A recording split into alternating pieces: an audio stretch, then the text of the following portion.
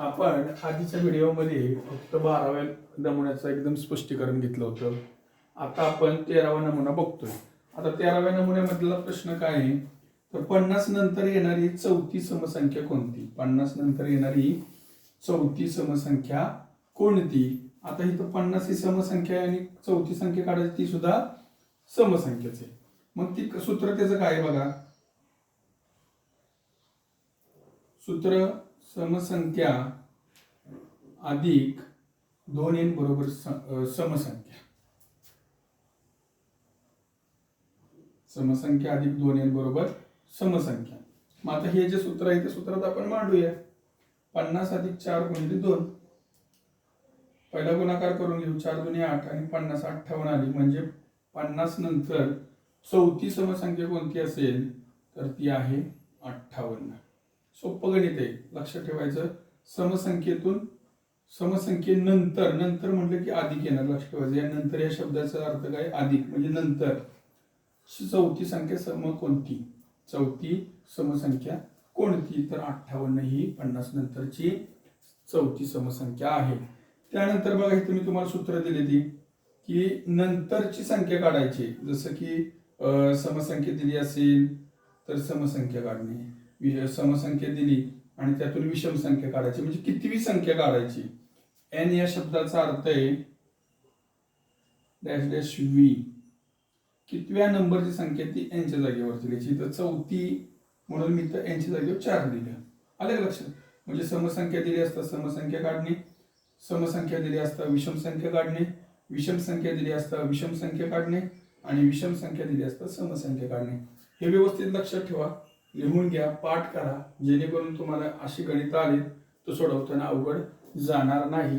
अशा महत्त्वपूर्ण व्हिडिओसाठी तुम्ही काय करा, या व्हिडिओला लाईक, शेअर आणि सबस्क्राईब तेवढं करायला अजिबात विसरू नका, जेणेकरून सबस्क्राईब केल्यानंतर तुमच्याकडे हा व्हिडिओ आपोआपच येणार आहे. त्याच्यानंतर चौथा बघा काय नमुना आहे. नमुना प्रश्न चौथा आहे, 76 पूर्वी 9वी विषम संख्या कोणती? म्हणजे 76 पूर्वीची विषम संख्या कोणती? 76 आहे त्याच्या पूर्वी म्हणजे अगोदरची, तर कोणती संख्या? म्हणून आपण काय केलं, सूत्र वापरलं. समसंख्या वजा कंसात 2n वजा 1 कंस पूर्ण बरोबर विषम संख्या. मग आता इथं आपण वजाबाकी का केली, तर इथं बघा नंतरचे काढायचे म्हणून आपण बेरीज केली, किंवा इथं सगळे बेरजेचे चिन्ह आहेत. आता इथं पूर्वीचे काढायचे म्हणजे अगोदरचे म्हणून त्यातून ती संख्या वजा केली की काय होणार आहे, पाठीमागची येणार आहे. या सूत्रामध्ये लिहिलं आपण समसंख्या 76 वजा कंसात 2 गुणिले 9वी n म्हणजे 9वी संख्या काढायची म्हणून 2 गुणिले 9 वजा 1 ही काय झाली संख्या आली, आपल्याला मिळाली 9 दुनी 18, 18 वजा 1 17. मग 76 मधनं 17 गेले तर किती राहिले, तर 16तून 7 गेले, 9 राहिले आणि 6तून 1 गेला, 5 राहिलं, म्हणजे 59. 76 पूर्वी 9वी कोणती संख्या असणार आहे? 59 असणार आहे. आता पूर्वी म्हटलं, इथं जसं नंतर म्हटल्यानंतर इथं जशी तुम्हाला सूत्र 4 दिले, तसं पूर्वी म्हटल्यानंतर इथं 4 तुम्हाला सूत्र दिलेली आहेत. ही सूत्र आणि ती सूत्र सेमच आहे, फक्त इथं नंतर म्हटले म्हणून इथं बेरीज केलेली आणि पूर्वी म्हटले म्हणून इथं काय केलेले, वजाबाकी केले. बाकी सगळी सूत्र त्यांच्या ढाचा सगळ्यांचा सारखाच आहे. तुमच्या लक्षात येत आहे ना ह्या सूत्रांमधला आणि ह्या सूत्रांमधला फरक? पूर्वी आणि नंतर हे 2 शब्द लक्षात ठेवायचे आहेत. त्याच्यानंतर बघा 15वा नमुना आहे, जे आपण त्रिकोणी संख्या शिकलो होतो. लगतच्या 2 नैसर्गिक संख्यांच्या गुणाकाराच्या निमपटीला त्रिकोणी संख्या म्हणतात. लगतच्या 2 नैसर्गिक संख्यांच्या गुणाकाराच्या निमपटीस त्रिकोणी संख्या असे म्हणतात. मग आता इथं बघा प्रश्न कसा विचारलाय, तर 36 या त्रिकोणी संख्येचा पाया किती? 36 ही समसंख्या आणि त्याचा या त्रिकोणी संख्येचा पाया म्हणजे त्रिकोणी संख्या 36 आहे आणि त्या संख्येचा पाया काढायचा. काय काढायचं आपल्याला? पाया काढायचं. मग त्याच्यासाठी काय वापरलं आपण, तर त्रिकोणी संख्या दिली असता पाया काढताना काय करायचं, जी संख्या आहे त्या संख्येला गुणिले 2 करायचं, म्हणजे तिची दुप्पट करायची. दुप्पट केली तर किती आली? 72 आली.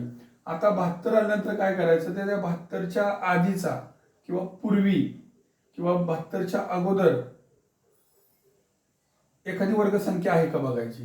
तर 72च्या अगोदर कुठली आधीची वर्गसंख्या येते? आधीचा वर्ग कोणता येतो, तर 64ची ही संख्या येते. 72च्या अगोदर किंवा आधी 64 ही काय येते, वर्ग संख्या येते. आणि जी वर्ग संख्या येणार आहे तिचं वर्गमूळ काढायचं. जे वर्गमूळ असणार तोच काय असणार आहे, त्या संख्येचा पाया. म्हणजे 36 या त्रिकोणी संख्येचा पाया काय असणार आहे, 8 असणार आहे.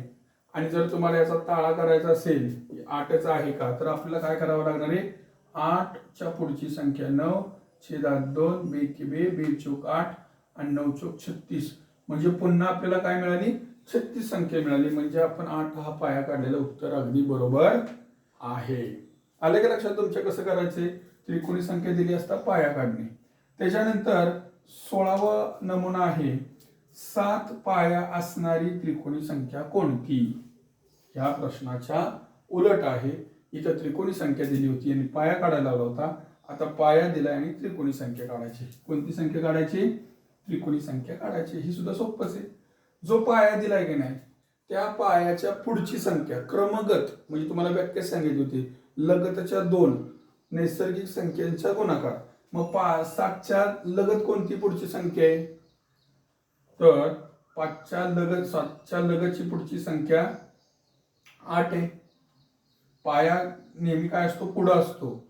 म्हणून 7 × 8/2, बे 8, 7×8 म्हणजे 7 पाया असणाऱ्या संख्येची त्रिकोणी संख्या कोणती, 28 आहे. अजून जे काही नमुने राहिले असतील ते तुम्हाला मी पुढच्या व्हिडिओमध्ये दाखवणार आहे. जेवढं तुम्हाला आतापर्यंत जेवढे मी नमुने दिलेले आहेत नमुना प्रश्न सोडवून, त्या प्रत्येक नमुना प्रश्नाचे तुम्ही काय करायचे, सरावासाठी फक्त 2-2 उदाहरणं करायचे. आणि ते सराव करत असताना फक्त संख्या बदला, बाकी काही बदलू नका. तुम्हाला ह्या ज्या स्पर्धा पेपर असतात स्कॉलरशिप पासून अगदी सगळेच, तर त्याच्यामध्ये फक्त काय केलं असतो, ढाचा असाच ठेवलेला असतो, फक्त प्रश्न प्रकार बदललेला असतो. बाकी म्हणजे फक्त रचना वेगळी केलेली असते पण त्याचा अर्थ असाच असतो. यासाठी तुम्ही सरावासाठी काय करायचे, जास्तीत जास्त प्रत्येक नमुन्याची फक्त 2-2 उदाहरणं तुम्ही करा. आपोआप तुम्हाला सगळ्या गोष्टी समजून जातील किंवा समजून येतील.